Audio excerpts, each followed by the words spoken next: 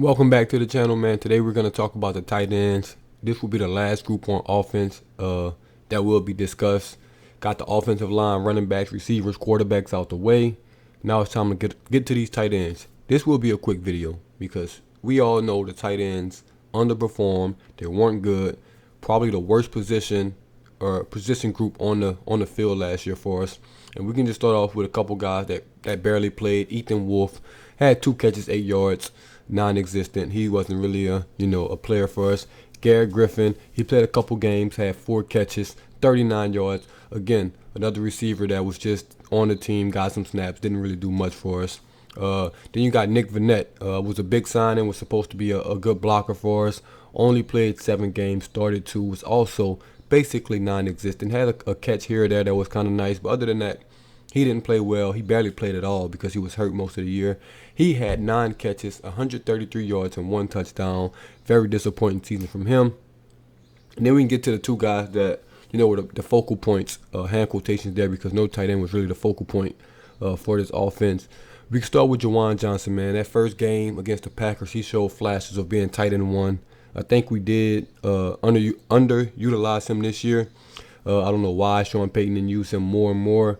But he had a couple good games to start the season and then went non-existent after that. Was barely getting playing time. When he did get playing time, wasn't getting targets. And it was just a blah year for him as well.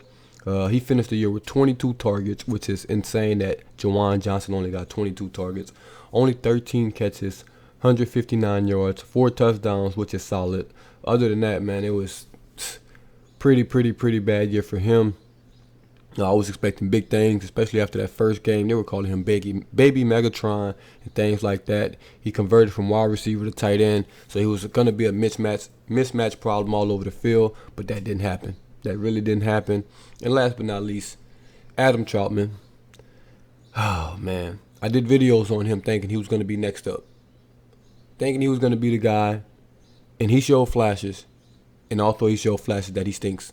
So I don't know what you're going to get from him. I'm sure he'll be back next year. Hopefully he's not the starter. Hopefully Juwan Johnson's not the starter. Hopefully we bring in a guy that we know that's good. I know we might not have money in free agency, but we better make some. And we need to go after a tight end. We need one bad in this offense. Tight ends were non-existent. Chapman finished the year with 43 targets, 27 catches, 263 yards, 2 touchdowns. Another blah year. I thought he was going to finish the year with 50-plus catches, 600, 700 yards with about 6, touchdowns or something like that. That just didn't happen. I think our tight ends combined, let me do quick math right now, 30, 40, 50, 55 catches and about 500 yards. Pretty pathetic from a tight end group.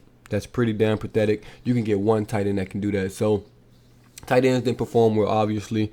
They played with 4 different quarterbacks. That didn't help. But it didn't matter who the quarterback was. They just weren't up to par. Not NFL caliber starting tight ends. Anyone on that roster, no one showed that on a consistent basis. So we need to look at the tight end position hard this summer. Need to bring somebody in that knows what they're doing and that's going to produce.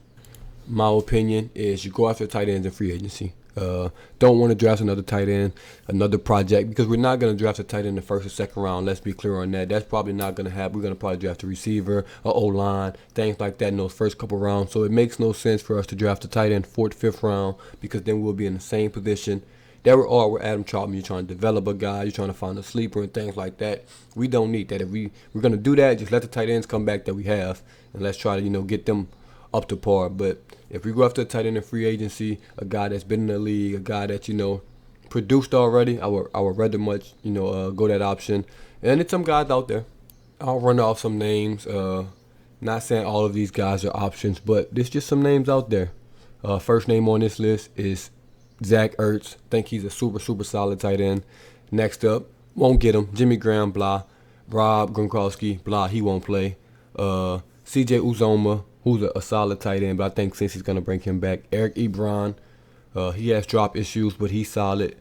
Gerald Everett, this next guy, number 87, I'm skipping. Max Williams, Mo Alley Cox, Robert Tonyan Jr. from the Packers. Evan Ingram, who's never really showed anything, but if you want to give him a chance, you can give him a chance. Hayden Hurst, O.J. Howard, Mike Gesicki, who I think is one of the best tight ends, in the game right now, probably top 5, somewhere in there. So we can go after him hard. He's going to be pricey. You got David Njoku, It's some guys out there. All of the guys I've named are better than the guys we have on the team. And if you want to go that route in free agency, I would be ecstatic, to go after one of those guys. Don't know if they'll be in our price range, but we have to make it work, especially if it's Mike Gesicki.